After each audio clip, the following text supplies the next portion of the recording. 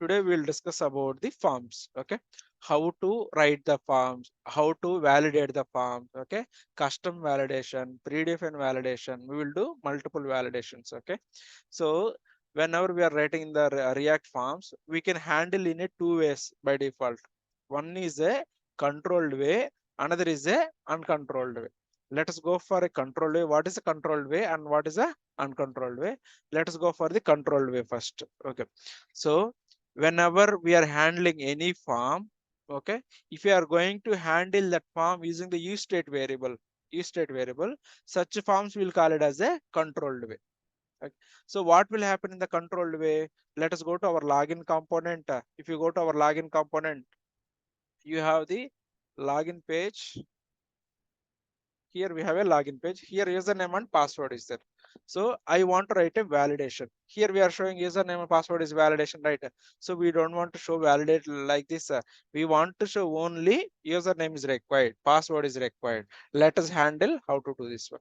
And we'll go to registration page, click here, and in the registration we will handle in a different approach so that we can learn the two approaches. I'm opening the login.js here, and here whatever the code is there, that form component, and we are removing here, and let us reload the page. Okay, so we are going to have only username and password.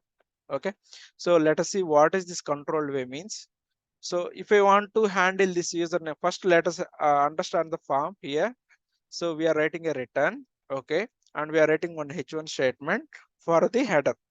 So whatever the header I want to show it here, suppose I want to display that in the center of the screen. So how to display the center of the screen? Text hyphen center. So this class is from the Bootstrap, and so we want to add some margin m-4. Suppose this form is there and you want to arrange it to the center of the screen. You can arrange it. Suppose here we are taking a width is equal to 100%. Instead of 100%, we will take a w-50. This means we are this entire div is going to take only 50% of entire screen. Okay, and we want to add it as a center m-auto. So m-auto, what it will do? It will add automatically the form into the center. Okay. So now the first task is done. Now, whenever we are clicking here login, we want to show the validation here, not in the alerts. We want to show a red message. Username is required. Username length is 5 letters, something like this. We want to do it. Okay. So if you want to do this one, first what we have to do, we have to write one form. Okay. So we are writing a form here, and inside the form we are writing a div. So this is just to give a one space in the top bottom. MB3 means margin bottom. Okay. And we are writing one label. In that label, we are writing one input tag. Okay. Inside the input tag, what we are trying to do, we are writing one event called onChange. So whenever we are typing something, so there is a value will change, right? So in that time, what we want to do, we want to store that value into one variable. So that is the reason we'll go to the top. Here I am declaring one variable. Okay. So what is that one variable? Username and a set username. So here we are using a useState. Why we are using useState? Whenever we are reloading our page, we want to store the value. We don't want to lose the value. Okay. That is the reason we are using a useState. And same thing for password also, what we will do, we will handle the password value also inside the one more variable. Okay. So, and one more thing here, whenever we are changing anything, what is the method we are calling? Handle input. If you go to handle input, so we are taking a event as a argument. If you want to get any value from the event, so there is a event dot target dot value. So whatever the value you are typing, that value you will get it. And we are storing that value in which variable? Set username. So now what will happen is, whenever you are changing anything, by default it will come here, and automatically we will set the value into useState. So that means whenever you are typing, the type whatever we are typing, the typing value, where it will go and store it inside the useState variable. Okay. So now here in this process, always whatever you are typing, always your variable whatever you are typing, it will be linking with your state variable. If you are typing a, in your state also, what is the variable? It will be there a. Okay. Because of that reason, whatever you are typing, it is always your state variable will be in sync. Okay. So here who is managing all the state? using the useState variable. If any form is controlling the forms by this useState variable, such forms we will call it as a controlled way. Okay, if any forms we are controlling by the react state is nothing but a use state. Okay, such forms we will call it as a what forms? A controlled way. So we'll go for a second way later. First we'll complete this one. Okay, so now what we want to do, whenever we are typing here and we are calling a function. Okay, now whenever we are clicking on submit, now what we want to do, I want to show validations. Okay, so here for the first line I am writing a event dot prevent default. What it will do, so by default whenever you are clicking on any form, it will submit the data. Okay, whenever it is submitting the data, your page will reload. Since we are writing a single page application, we don't want to reload that happen. Okay, that is the reason we are writing event data prevent default. If you are not writing this line, whenever you are submitting, automatically your page is going to reload. That is not a correct one. So here in the interview, they have asked when you should use the prevent default. Whenever you want to stop the default behavior, then we can go for a prevent default. And there is another stop propagation. Stop propagation is the right. What is that means? Event bubbling is the right. Whenever you are clicking inside, it will navigate to the parent. It will navigate to the parent. It will pass the event to the parent. Okay, if you want to stop that process, then you can call a stop propagation. But this prevent default is different than the propagation. Okay, yes. And here what we are trying to do, we are writing a validation. So what is a validation we are writing here? Username not empty, or after trim, if username is empty, we are writing a username is required. Let us test it and we'll change the behavior. Click on login, username is required. So we don't want, this is a old way. We want to write a traditional way. So what we are going to do, we are going to remove all this validation. Okay, and we are going to write one new state variable called, we are going to write one new variable called errors. Suppose what we want to do, we want to show the error in the bottom of the screen. First we'll write the error message and we'll hide it later. Okay, so let us write one div. So inside the div, we'll write one small component. Okay, small tag. So small tag is, we want to show our error message in small font. We don't want to write a big messages. Okay, so what is the message we want to do it? Username is required. Okay, so whenever we are showing error message, which color we want to show it? Class name is equal to text-danger. Okay, this text-danger is for red color. This is from the bootstrap. Okay, let us save it and reload it here. So whenever you are saving it, see, automatically this username is required. It is showing the error, right? Okay, so and let us do it for the password also.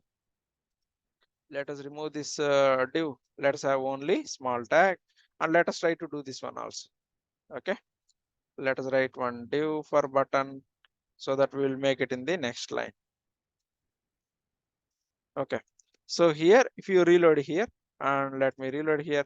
So first username is there and the password is there. Here the problem is we are writing MB3. That is the reason it is showing have a large space, something like this. Okay, suppose username is there, and second one, the error message should be password is required. Password is required. Okay, so let us have the by default. So by default we are showing, that is fine, no problem. Okay, now what we want to do, whenever you are loading any website, by default do you want to show the error or not? No, we don't want to show the error.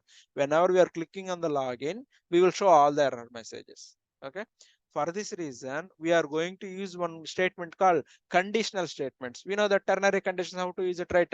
So we are going to write one object. Okay, suppose think like this. This is the error object. Inside the error object, I'm going to have a username is a required, something like this. Okay, so now I want to store this error message object inside the useState variable. So let us create one variable for errors. Let, okay, I will say errors. Okay, set errors. Okay, so inside the set errors, I'm writing like this. So this is an object, not a simple string or a something, because I want to show username error message, password error message, and any other error message also. That is the reason I'm keeping a object. Okay, so now what we are going to do, we are thinking like this is inside the error, we are going to have a username property. Okay, so you can have a username property here, something like this, username colon empty.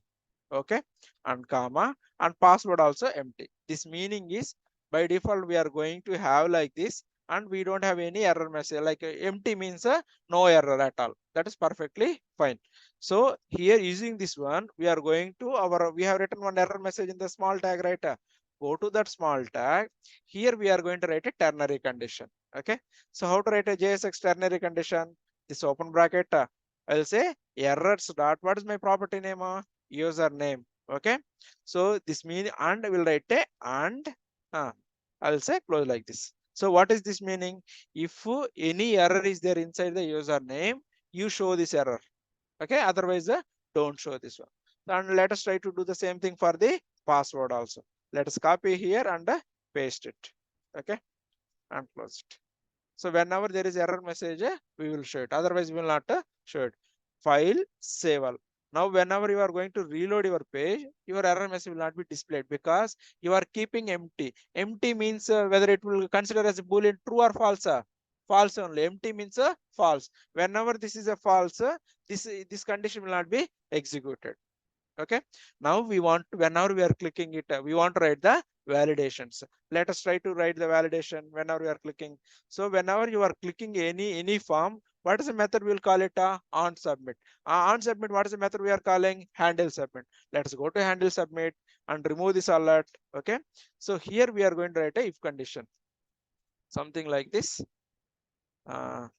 So if error is there, something like this. Let me write the let error obj something is equal to, first I am writing one empty object. Okay, so this meaning is I am creating a simple object, that is okay. So whenever my username is empty, okay, or we can write like earlier we have written, right, instead of writing like this, we can go for like a username not symbol.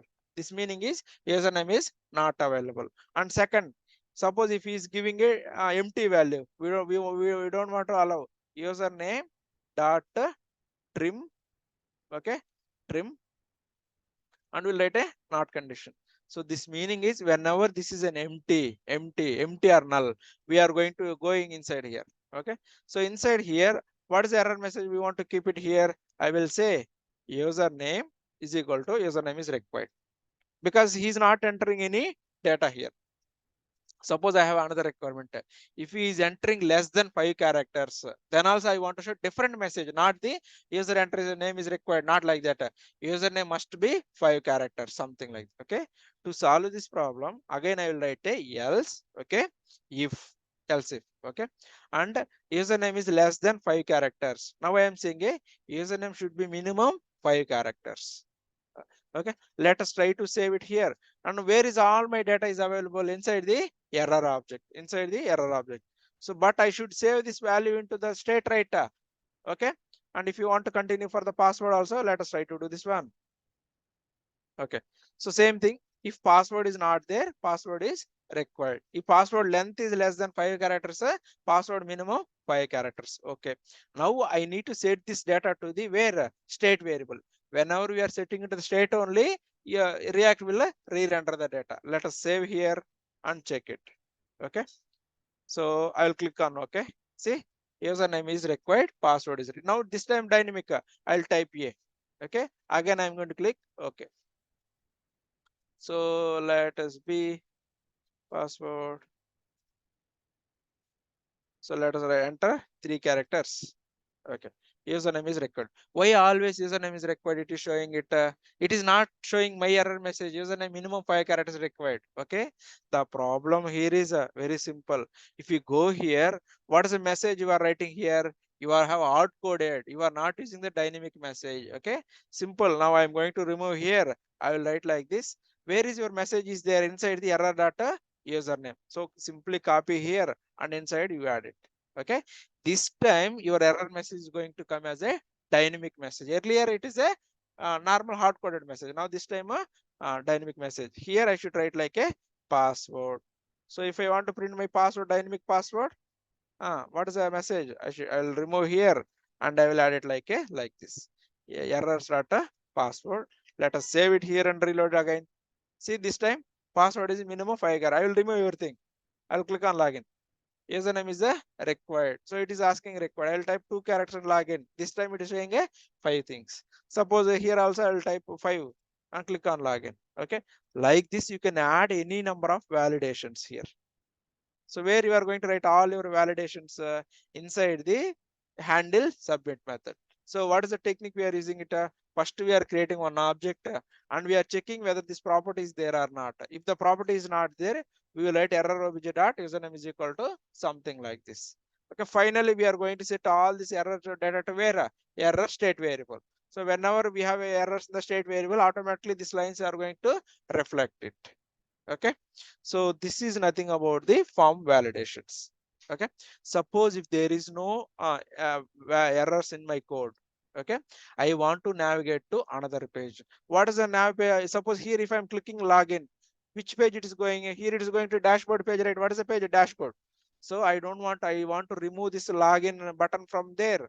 I want to now I will go to whenever we are clicking login, first we want to come to login page. Here we are going to type some data. Suppose my username is admin and my password is also admin only. You can keep any username. Whenever they are typing only admin, that time only I want to navigate to the dashboard. In other pages I should not navigate. Okay, that is the task. So first let us control uncontrolled way. Control way is there, right? Let us conclude. So controlled way means whenever your form is going to work with the React state, your all form is maintained by the React state. Okay, so in such a way we'll call it as a controlled way. Inside the controlled way, you are going to use the useState variable and you are going to write one onChange event and you are going to handle it. Okay, such program we will call it as a what way? Controlled way. Okay, so let us try to complete this project. First let's go to our headers page. Okay, so inside the headers page, what is we have written? We are writing a handle click login. Suppose there is a button here, login and logout is there. Okay, so we don't want to write a login. Whenever we are clicking login, what is happening here? We are showing like a login. If user is not logged in, we are saying set user logged in. We don't want to do this one. Okay, we instead of this one, I want to navigate to which page? Login page. Okay, let me go to login page. Okay. So if user is not logged in,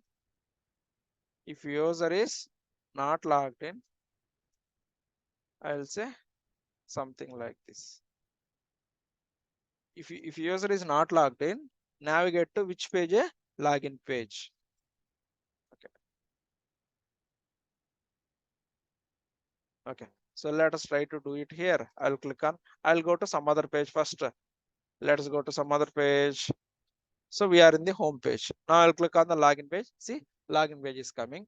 Now what is our requirement is here we will type the admin and without typing I'll click login. So we are saying a password is required. I'll type here and minimum 5 characters. Suppose you want to include one number, one capital letter. We know that regular expression, right? You can use the regex, that array bracket, capital A and 0 to 9, and you can use the test method. So that knowledge we can apply here. That is okay. So here whenever we are clicking admin again, so if my username and password is matches, then whenever I'm clicking login, I don't need to stay in the same page. Okay, I want to go to which page? A dashboard page. Let us try to do that logic. Okay, so here I'll go to my login component. So inside the login component, so here we are showing these errors, right? Okay, but the only problem is we don't know whether the errors are there or not. Okay, if I am writing like this, I will say if something. So what is this meaning is we have seen there is a method called object.keys. What it will return? If there are any properties in this error object, it will return the length. If there are no properties, empty object, it will return a 0. That means if there are any property, username or password is there, it will return from there. If it is coming in the bottom line, that means there is no error at all. That is the mean. Okay. Here we are going to write like a if username is equal to admin and password is equal to admin. So here I am writing a double and character. Double and means if this condition should be true, and then only it will come to the second condition. That is the thing. Okay. And here we are saying a login is equal to alert. I don't want any alert. What we want to do, we want to go to the navigation. Which navigation we want to do it? I want to go to the another page. Let us go to dashboard page. Okay. If you want to navigate from one component to another component, what is the hook we should use it? Use history. Okay. So let us try to use the use history again in the login component. So let us, I'll go here and I'm going to write one use history. So history hook name is use history. So let us store it into one variable. So variable name is a history. And whenever this is a true, inside here only we need to write it. Okay. I will say history data push. Okay. So which code we want, which page we want to do it? We want to go to slash dashboard. Okay. So let us save it here and reload the page again. Okay. So let us type the login. So this time it is a name is password. I will type ASDF. This time no error message, but it is not a correct username password. Correct, right? This time also what I want to do, whenever this is wrong, here I want to say your username or password is wrong. Something like that I want to write a message. Okay. So what is the error message we want to write it? Earlier we are writing a validation. Now we are writing validation for the that data is correct or not. Okay. For this reason, go to here and you will write a else case. Okay. Else open bracket and close bracket. Okay. So here you can say alert some username or a password is wrong. Suppose you want to set any data to user object, something like this also you can set it. Error obj dot invalid. Okay. Okay. We are adding another property called invalid. Okay. So whenever this invalid is there, we are going to show like this one, but we need to update our state, right? So that is the reason again I will say set error something like this. Okay. So now we are done like this, but we want to show this error message in the bottom of the form. Okay. So where our form is there, let us write one div and we'll say small tag. Okay. So here I am saying a errors dot invalid. If my error is my form is not invalid, and then show like a what is the message? File save all. Let us try to click it. So see, username and password is wrong. Suppose if my username password is correct, admin, and I will type a admin. So now you are clicking admin. See, you are feeling like a you are navigating from one component to another component. Now it feels like a you are logging from the one component to another component. Again, I will type admin, and admin I will click on a logout. So here you are coming in the employees and dashboard, right? So this is how you can complete the validations.